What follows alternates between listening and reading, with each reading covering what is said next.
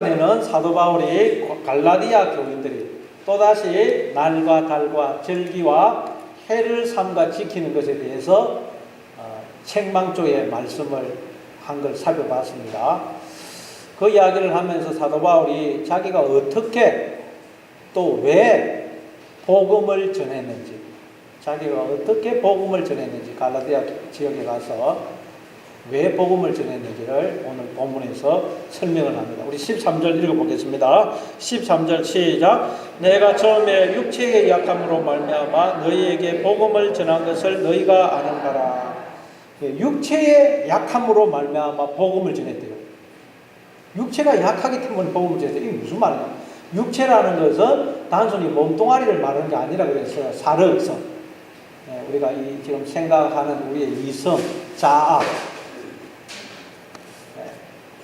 자, 인간들이 다 하나님이 영을 부어줘서 지금 생각을 하고 자아가 있어요. 그런데 인간은 이 자아 속에 갇혀 있습니다. 모든 인간들이 자아 속에, 나 속에, 육신의 생각 속에 갇혀 있어요.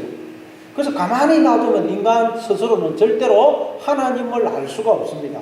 선을 행할 수가 없어요. 인간들은 자기들은 눈을 떠서 나는 다 보고 안다 그러지만 인간들은 하나님을 보지 못하고 알아야 될 걸 알지를 못하고 있어요. 그걸 두고 육체의 연약함이라고 해요. 육체의 연약함. 예. 뭐 오전에도 제가 말씀드렸듯이 인간은 여러분 내가 누군지 왜 사는지를 전혀 몰라요. 어느 날 내가 보니까 그냥 내가 태어나 있기 때문에 그냥 살 뿐이에요. 왜 사는지를 몰라요. 그 상태를 연약하다. 그래서 하나님이 우리에게 그걸 가르쳐 주러 오시는데 하나님께서 우리와 똑같은 모습으로 우리를 찾아오세요. 하나님 우리를 찾아오시는데 하나님 하나님으로 찾아오는 게 아니고 우리와 똑같은 종의 형체를 입고 우리와 똑같은 연약한 모습으로 우리를 찾아오세요. 사람이 되어 찾아오세요. 왜냐하면 우리가 하나님을 보려면 하나님과 우리가 교통이 되려면 우리가 하나님이 되든지 하나님이 우리 인간이 되든지 둘 중에 하나인데 우리가 하나님이 될 수는 없거든요. 우리가 하나님의 눈을 가져야 하나님을 볼 수 있고 하나님의 소리를 들을 수 있는데 우리가 하나님이 될 수는 없기 때문에 하나님이 사람이 되어 우리와 똑같은 모습으로 우리를 찾아오신 것입니다. 이걸 두고 고린도전서 1장 21절에는 하나님의 지혜에 있어서는 이 세상이 자기 지혜로 하나님을 알지 못하므로 하나님께서 전도에 미련한 것으로 믿는 자들을 구원하시기를 기뻐하셨도다. 전도라는 것은 자기 스스로 지혜롭다고 생각하는 인간들의 눈으로 볼 때는 너무 미련하게 보인다는 거예요. 우리는 다 눈을 떠서 보고 알다고 생각하는데 우리는 소경이고 기문거리고 아무것도 깨닫지 못하는 자라 하나님이 우리와 같은 모습이 되셔서 하나님이 인간이 되셔서 피조물이 되셔서 우리와 똑같은 모습이 되셔서 그걸 우리에게 가르쳐 줘야 되니까 그래야 우리가 그걸 알 수가 있다 그러니까 아주 스스로 지혜롭다고 생각하는 우리 인간이 볼 때 전도라는 방법은 너무 어리석고 미련한 것으로 보인다는 거예요. 그렇지만 이 방법 외에는 연약하고 무력한 인간들을 구원할 수 있는 방법이 없다는 거예요. 하나님은 우리를 찾아오실 때 우리가 똑같은 연약한 모습으로 찾아오세요. 그래서 사도 바울도 갈라디아 지역에 가서 복음을 전할 때에 그들과 똑같은 연약한 모습, 죄인의 모습으로 가서 그들에게 복음을 전했다는 거예요. 이게 하나님의 방식이라는 거예요. 하나님이 인간들 중에 가장 고상하고 훌륭한 사람을 택해서 목사로 삼아서 복음을 전하는 게 아니고 똑같은 인간들 중에 택해가지고 복음을 전하게 한다. 제가 이렇게 목사가 된 거 여러분보다 뭔가 나은 게 있어서 목사가 된 게 전혀 아닙니다. 똑같은데 그냥 하나님이 택해가지고 복음을 전하게 한 거예요. 지금 사도가 그 말을 하는 것입니다. 그래서 14절에 있어 이 말을 합니다. 14절 같이 읽습니다. 시작. 너희를 시험하는 것이 내 육체에 있으되 이것을 너희가 업신여기지도 아니하며 버리지도 아니하고 오직 나를 하나님의 천사와 같이 또는 그리스도 예수와 같이 영접하였도다. 갈라디아 교인들을 시험하는 게 사도 바울에게 있었다는 거예요. 고린도후서 12장 7절에 보면 사도 바울이 이걸 두고 하나님이 내 육체에 가시 사탄의 사자를 주셨다 그러죠. 이걸 두고 학자들은 안질이다 간질이다 그렇게 이야기를 합니다. 그러나 이건 사도 바울에게만 있는 특별한 질병이거나 연약함이 아니고 우리 모두에게 있는 연약함을 가리켜요. 우리 모두에게 있는, 우리 모두가 다 죄인 아닙니까? 그걸 말하는 죄인. 우리가 다 죄인입니다. 죄인. 그 상태. 그래서 우리가 아무리 훌륭하고 존경스러워 보이는 사람도 같이 지내다 보면 야, 이 사람도 죄인이구나 허물이 보여요. 사도 바울도 그들과 똑같은 죄인으로 가서 복음을 전하는 거예요. 갈라디아 교인들이 처음에 하나님의 복음을, 귀한 하나님의 복음을 전하는 저 사도 바울은 우리와 뭔가 다를 거야 그렇게 기대를 했는데 살아보니까 사도 바울도 자기들과 똑같은 죄인이더라는 거예요. 그걸 두고 너희를 시험하는 것이 내 육체에 있다. 내 육체에 있다. 네. 인간들은 여러분 그때 화장을 얼마나 진하게 멋있게 했느냐의 차이일 뿐 속은 똑같아요. 속은 화장을 지우면 똑같습니다. 화장을 다 멋있게 해가지고 뭐 멋있게 보이지 화장을 걷어내면 똑같아요. 그래서 결혼 첫날 밤에 자기 신부를 못 보는 분들이 있죠. 화장을 너무 멋있게 했는데 화장을 지우니까 다른 사람이 돼가지고 인간들이 그렇다는 거예요. 화장을 얼마나 멋있게 했느냐 차이일 뿐 화장을 지우면 다 똑같다는 게 똑같아요. 그런데 갈라디아 교인들의 놀라운 점은 그런 사도 바울을 하나님의 천사와 같이 또는 그리스도 예수와 같이 영접을 하더라는 거예요. 사도 바울이 똑같이 자기들도 죄인인데 그럼 그렇죠. 사실 뭐 복음을 전하는 자들이 대접을 받는 것은 자기가 잘내서가 아닙니다. 자기가 맡은 복음 때문이에요. 저도 뭐 여러분들한테 목사님 그런 소리를 듣고 대접을 받는 건 제가 잘나서 뭐 그런 거 아무것도 없습니다. 제가 맡아서 전하는 복음 때문에 제가 여러분한테 목사님 뭐 그런 소리도 듣고 대접받는 것이지 제가 여러분하고 다른 건 아무것도 없습니다. 아무것도 없어요. 이게 하나님의 방식이에요. 방식. 갈라디아 교인들은 사도 바울이 자기들과 똑같은 죄인인데 사도 바울이 맡은 복음 때문에 하나님 때문에 사도 바울을 하나님의 천사로 그리스도 예수로 영접을 하더라는 거예요. 자, 어느 정도로 사도 바울을 영접을 했느냐 15절을 읽어보겠습니다. 15절 같이 읽습니다. 시작. 너희의 복이 지금 어디에 있느냐 내가 너희에게 증언하노니 너희가 할 수만 있었더라면 너희의 눈이라도 빼어 나에게 주었으리라. 갈라디아 교인들은 할 수만 있다면 눈이라도 빼어줄 정도로 그렇게 사도 바울을 귀하게 영접을 했다는 거예요. 그런데 사도 바울은 이게 너희의 복이라는 거예요. 뭐가 복이라고요? 복음을 전하는 자들을, 즉 복음을 눈이라도 빼어줄 정도로 그렇게 귀하게 받아들이는 거, 그게 복이라는 거예요. 복음, 이 말은 복음을 전하는 자들을 영접한다는 말은 복음을 그렇게 영접을 한다는 거거든요. 말씀을 들을 때 그냥 여러분 그냥 흘러 듣는 게 아니고 정말 말씀을 귀하게 한 말씀이라도 놓치지 않고 받아들이는 거, 그게 복이라는 거고. 우리 김초원 권사님처럼 앞에 다 와가지고 이렇게 말씀을 진지하게 받아들이 이게 복이라는 거고 눈이라도 빼어 주도록 그렇게 사도 바울을 귀하게 영접을 했다는 거예요. 자, 그런데 여기는 또 영적인 의미가 있습니다. 복음을 전하면 여러분이 뭘 내놓아야 되느냐? 눈을 내놓아요. 눈을. 복음을 전하면 여러분이 눈을 내놓아요. 눈을. 그게 구원이라는 거예요. 아니, 눈을 내놓아야 돼. 그게 무슨 말이냐? 우리 인간은 다 나는 눈이 있어서 모든 걸 보고 안다고 생각해요. 그렇지만 보아야 될 걸 보지 못하고 알아야 될 걸 알지를 못해요. 내가 지금 보지 못하고 나는 알지 못하고 있다. 그러면 인간들이 도움이라도 구할 텐데 나는 모든 걸 보고 안다고 생각하기 때문에 도움을 구하지 않아요. 이게 더 심각한 거예요. 심각한 거예요. 복음을 전하면 나도 무슨 소리야. 나도 다 보고 알고 있는데 내가 소경이고 기머거리라니. 그래서 하나님의 전적인 도움이 필요하다니. 무슨 소리야. 이러면서 인간이 도움을 거부해요. 이 눈을 빼내야 된다. 이 눈. 나는 모든 걸 보고 알고 있다고 생각하는 이 눈. 이 눈을 빼내야 된다는 거예요. 복음을 전하면.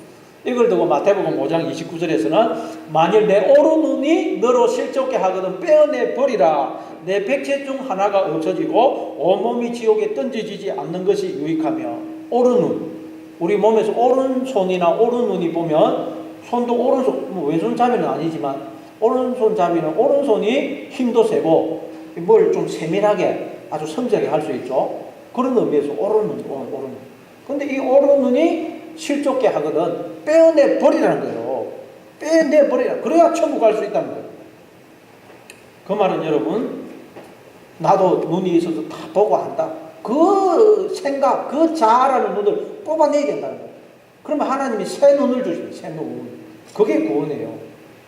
그럼 여러분은 복음을 들을 때마다 나는 다 눈이 있어 보고 안다. 하나님 도움이 필요 없다. 그 생각을 빼내야 돼요. 그 생각을. 나는 하나님의 전적인 도우심이 아니면 존재할 수가 없구나. 그걸 깨닫고 계속 하나님을 의지해야 돼요. 그걸 여러분이 그 눈을 뽑아내야 돼요.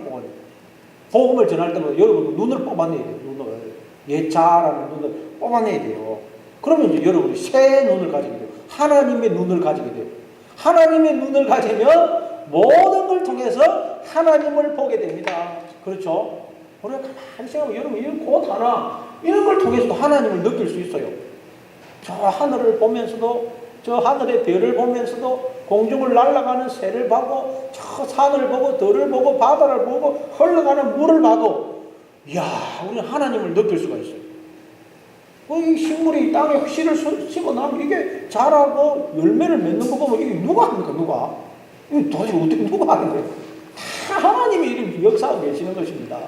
다 보면 하나님을 느낄 수 있어요. 그리고 여러분 무엇보다도 하나님의 형상대로 지음을 받은 인간들이 존재하는 걸 볼 때 하나님을 느낄 수 있어요. 모든 인간들이 하나님의 형상이고 하나님 몸 아닙니까? 인간들을 보면 여러분 하나님을 느낄 수 있어요. 그리고 무엇보다 내가 이렇게 존재하는 걸 볼 때 하나님을 우리는 느낄 수 있는 거예요. 내가 어떻게 존재합니까 여러분? 그래서 여러분 우리가 이제 새 눈을 가지게 되면 모든 걸 통해서 하나님을 느끼고 볼 수가 있어요. 그러니까 이 눈은 여러분 나이하고 상관없어요. 오히려 어린아이들이 눈이 더 밝죠. 나이가 들면 욕심이 눈이 어두워져요. 이걸 안목의 정이라고 안목의 정. 이걸 빼내야 돼요. 안목의 정. 그 눈을 뽑아내야 돼요. 그런데 갈라디아 교인들은 자꾸 빼어버렸던 옛 자라는 눈, 그 눈을 다시 끼워가지고 나는 모든 걸 보고 안다. 그렇게 또 착각을 하더라고요. 그러면 복음의 원수가 되어버려요. 자, 그래서 사도 바울이 16절에서 이렇게 이야기합니다. 16절 같이 읽습니다. 시작. 그런즉 내가 너희에게 참된 말을 함으로 원수가 되었느냐. 참된 말을 하니까 원수가 됐더라고요. 애들도 조금 자라면 부모의 손을 확 뿌리쳐버리죠. 나 스스로 할 수 있어요. 그래요. 여러분 그런데 신앙생활이란 그처럼 하나님이 필요 없는 자가 되어가는 게 아닙니다. 하나님 없이도 나 스스로 할 수 있는 자가 되어가는 게 신앙이 아니에요. 오히려 하나님이 없으면 아무것도 할 수 없다는 것을 깨닫고 더욱더 하나님 의존적 존재가 되는 것이 신앙입니다. 신앙. 그런데 갈라디아 교인들은 하나님 없어도 내 스스로 뭘 할 수 있다고 옛날의 삶으로 돌아가려고 하더라고요. 자, 왜 그렇게 되었느냐? 바로 거짓 선지자들의 가르침에 미혹되었기 때문입니다. 17절입니다. 같이 읽습니다. 시작. 그들이 너희에게 대하여 열심내는 것은 좋은 뜻이 아니요 오직 너희를 이간시켜 너희로 그들에게 대하여 열심을 내게 하려 함이라. 여기서 그들이란 거짓 선지자들. 거짓 선지자들의 가르침이란 한마디로 뭐냐? 우리는 하나님의 도움 없이도 우리 스스로 뭔가를 할 수 있다. 또 해야 된다. 라고 가르치는 거예요. 거짓 선지자, 거짓 가르침이라고 해요. 이건 다 복음이 아닙니다. 복음은 여러분 하나님의 은혜가 아니면 우리는 아무것도 할 수 없다는 것이고 이 복음이 아닌 세상의 거짓 가르침은 우리는 하나님의 도움이 아니고 우리 스스로 뭔가를 할 수 있다. 할 수 있다. 자, 그래서 여러분 거기 보니까 근데 사도 바울은 그들이 너희에게 열심 내는 것은 좋은 동기로 그러는 것이 아니고 너희를 이간시켜 그죠?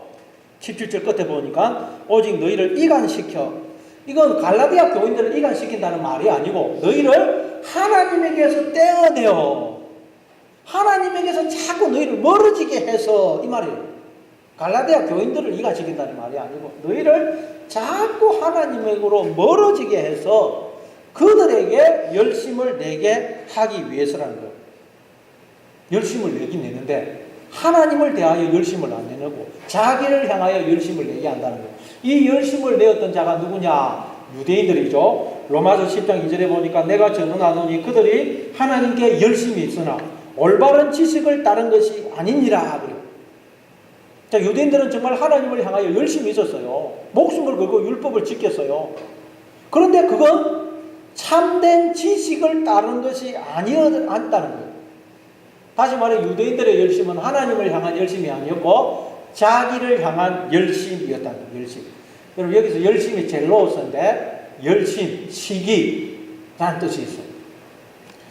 그러니까 여러분 열심과 시기는 뿌리가 같습니다.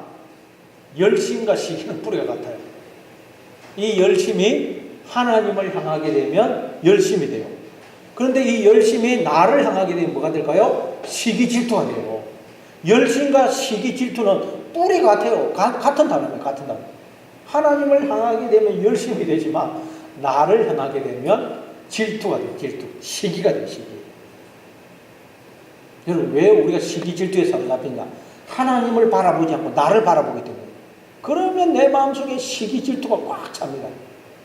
여러분 언제나 하나님을 바라보심으로 여러분 속에 있는 그 시기 질투를 하나님의 열심으로 바꿔내시는 여러분 되시길 바랍니다. 자, 그래서 18절에서 이렇게 이야기합니다. 18절 같이 읽습니다. 시작. 좋은 일에 대하여 열심으로 사모함을 받으면 내가 너희를 대하였을 때뿐 아니라 언제든지 좋은 일에 대하여 열심으로 사모함을 받으면, 번역이 상당히 어렵게 되어 있는데 정확하게 번역을 하면 좋은 일에 대하여 열심히 내어지는 것은입니다.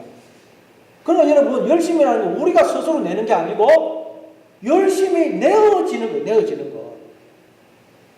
우리가 열심을 낼 수 있도록 하나님께서 우리 안에서 우리에게 소원을 주시고 능력으로 역사하고 계시다는 거예요. 그러니까 여러분 하나님의 열심이 우리를 통해서 나타나는 것입니다. 우리가 스스로 열심을 내는 게 아니고 열심히 내어지는 열심히. 그건 좋다는 거예요. 내 스스로 열심을 내는 게 아니고 하나님의 열심이 나를 통해서 드러나는 것은 좋은 일이라는 거예요. 잠이 와가지고 잘 무슨 말인지 모르겠죠. 저도 그래서 빨리 끝내려고 지금 빨리 하고 있습니다. 여러분 조금만 참아주세요. 자, 그러면 여러분 우리에게서 내 열심이 아닌 하나님의 열심이 나타나도록 하기 위해서 우리가 어떻게 해야 되겠어요? 내가 머리가 되면 안 되고 하나님이 우리의 머리가 되어야 돼요. 그래서 나는 하나님의 뜻에 순종하는 지체가 되어서 하나님 뜻에 순종할 때 하나님의 열심이 나를 통해서 나타나요. 그렇지 않고 내가 머리 행세를 하게 되면 내 생각, 내 고집, 내 뜻대로 살게 되면 내 열심이 나를 통해서 드러나요. 그건 질투고 시기라는 거예요. 시기. 이해가 되시죠? 무슨 말인죠? 그런데 갈라디아 교인들은 그게 잘 안 되었던 것 같아요. 그래서 사도 바울이 어떻게 한다고 그러느냐. 19절 같이 읽습니다. 시작. 19절 같이 읽습니다. 시작. 나의 자녀들아 너희 속에 그리스도의 형상을 이루기까지 다시 너희를 위하여 해산하는 수고를 하노니. 갈라디아 교인들 속에 그리스도의 형상이 이루어지도록 하기 위해서, 즉 하나님의 열심을 드러내는 하나님의 지체, 하나님의 몸이 되도록 하기 위해서 사도 바울이 다시 해산하는 수고를 겪는다. 그렇게 이야기를 합니다. 예수님이 이 땅에 오셔서 우리에게서 하나님의 형상이 이루어지도록 해산하는 수고의 고통을 당하셨죠. 그 말은 여러분 우리가 이렇게 존재하는 것은 하나님이 해산의 고통을 계속 겪고 계시기 때문이라는 거예요.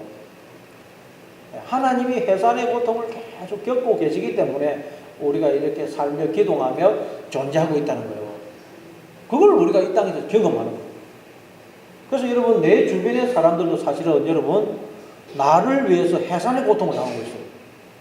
그럼 그걸 아셔야 돼요. 그래서 우리가 내 주변에 고통당하는 사람, 예를 들어서 저 북한에 있는 동포들 얼마나 고통을 당합니까? 저분들이 나 때문에 해산의 고통을 당하고 있거나 여러분 그렇게 생각했어요. 내 주변에 고난을 당하고 있는 사람, 저 사람들은 무슨 죄가 많아가지고 저런 고난을 당하고 그렇게 생각하면 안 돼요.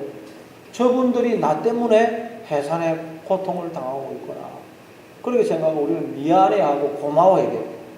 모든 사람들이 나를 위해서 또 자기를 위해서 해산의 수고를 하고 있어요. 그리고 나도 나를 위해서 그리고 다른 사람을 위해서 해산의 수고를 하고 있어요. 이게 지금 모든 사람들이 지금 인생을 사는 이유예요. 근데 저 성도는 그걸 아는 거예요. 저 사람이 나 때문에 해산의 수고를 겪고 있다. 그러니까 여러분 남편은 아내를 보면서 아내가 나 때문에 해산의 수고를 겪고 있구나. 아내는 또 남편을 보면서 남편이 나 때문에 해산의 수고를 겪고 그렇게 생각하지. 내가 당신 때문에 얼마나 뭐 고생했지 않아? 내가 왜 당신하고 결혼해가지고? 그건 예수 믿는 사람이 할 말이 아니라고요. 남편이 나 때문에 해산의 수고를 겪고 아내는 나 때문에 해산의 수고를 겪고 있어요. 해산의 수고를 겪으면 어떻게 됩니까? 힘들지만 조금만 통과하면 참으면 아이를 낳게 돼요. 이 세상에서 생명이 출생하는 것보다 더 놀라운 기쁨과 감격과 축복이 어디 있어요? 그렇죠. 생명이 출생하는 것보다 이게 더 큰 기쁨은 없어요. 그런 우리는 그런 놀라운 기쁨, 감격, 그런 축복을 위한 해산의 과정을 통과하고 있다. 해산의 과정. 여러분이 고통을, 고난을 당할 때마다 내가 지금 해산의 과정을 통과하고 있다. 이것을 잠시 겪으면 이 세상에서 비교할 수 없는 그런 놀라운 기쁨과 감격과 축복이 주어질 거야. 여러분 생각하시기 바랍니다. 그게 요한복음 16장 21절이죠. 이것만 우리 한번 잠이 오니까 한번 찾아보겠습니다. 요한복음 16장 21절, 22절. 요한복음 16장 21절, 22절.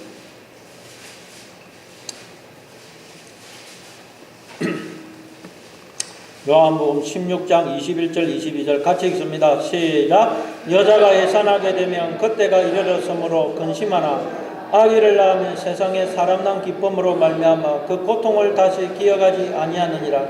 지금은 너희가 근심하나 내가 다시 너희를 보리니 너희 마음이 기쁠 것이요 너희 기쁨을 빼앗을 자가 없으리라. 여자가 아이를 낳을 때가 되면 근심하게 돼요. 해산의 고통이 너무 심하거든요. 고통스럽거든요. 그리고 아이를 낳을 때 너무 고통스럽기 때문에 여자들이 막 비명을 지르고 때로 남편한테 욕을 하고 그래요. 이놈아 내가 니 때문에 이렇게 고생을 한다. 내가 두 번 다시 아이를 낳는가 봐라. 막 해산의 고통을 당할 때는 비명을 지르고 욕을 하고 그럽니다. 그런데 애를 낳게 되면 어떻게 되죠? 아이를 낳게 되면 이 아이를 보면 그 고통, 근심이 다 사라져요.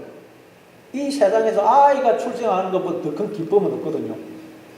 그러면 이전에 그 고통을 다 잊어버립니다. 그래서 또 아이를 낳죠. 그래서 그냥 아이를 2명, 3명, 옛날에 10명까지 낳지 않습니까? 또 잊어버리거든요. 또 낳아요, 또요. 자, 우리 인생이 그렇다는 우리 인생. 우리 인생도 살다 보면 해산의 고통 같은 그런 큰 고통과 아픔을 겪어요. 그런데 그걸 또 통과하게 되면 아이를 낳는 기쁨과 같은 그런 기쁨과 감격이 우리에게 있다는 거예요. 그럼 또 우리가 지금까지 있었던 그 아픔을 다 잊어버려요. 그리고 또 인생을 삽니다. 그럼 또 고통이 오고 또 그러면 기쁨이 오고 그러다 보면 이제 우리가 이 고난을 이 아픔을 조금만 참으면 또 엄청난 기쁨이 있을 거야 알게 되고 고통이 오더라도 우리는 소망을 가지고 또 견뎌내게 되는 것입니다. 이게 성도의 인생이에요. 인생. 자, 그런데 갈라디아 교인들은 그러지를 못했던 것 같아요. 응? 그래서 사도 바울이 이런 말을 합니다. 우리 다시 본문으로 들어와서 20절 이제 마지막입니다. 20절 갈라디아서 5장 20절 같이 읽습니다. 시작. 내가 이제라도 너희와 함께 있어 내 은성을 높이려 하면 너희에 대하여 의혹이 있습니다. 의혹이 있다는 말은 갈라디아 교인들은 지금 그러지를 못하고 있다는 거예요. 좀 고난이 오고 어려움이 왔다고 해서 못 살겠다 죽겠다 하나님이 정말 살아계신 것이 맞나 이러더라는 거예요. 그냥 조금만 참으면 지금 해산의 고통을 통과하고 있기 때문에 조금만 참으면 말로 표현할 수 없는 기쁨과 감격이 있을 텐데 그리고 그걸 많이 경험을 해서 알 텐데 또 잊어버리고 그러고 있더라고요. 그걸 두고 너희에 대하여 의혹이 있습니다. 갈라디아 교인들은 그냥 좀 어렵다고 불평하고 막 못 살겠다 죽겠다. 참 저도 반성이 많이 됩니다. 우리 그렇죠. 힘들면 그냥 절망하고 하나님 살아계신 것이 맞냐? 그 사도바울에 대해서 이야기합니다. 너희에 대해서 의혹이 있다. 내가 은성을 높이려 한다. 목소리를 원문을 적용하면 목소리를 변하려 한다. 그런 뜻이에요. 내가 다시 너희에게 복음을 전해야 되겠다는 거예요. 너희들이 지금 복음을 다 잊어버렸다. 하나님 말씀을 잊어버렸다. 내가 다시 너희들에게 복음을 전해야 되겠다. 그 말이에요. 네, 여러분 우리가 인생을 사는 것은 잠시 해산의 과정을 통과하고 있어요. 그래서 여러분 힘들고 어렵다도 조금만 참으면 그 고통과는 비교할 수 없는 그런 놀라운 기쁨과 감격과 축복이 기다리고 있다. 아셔서 소망을 가지고 어려움이 오더라도 여러분 잘 견뎌내고 살아가시는 여러분 되시길 바랍니다. 우리 말씀을 생각하면서 우리 한번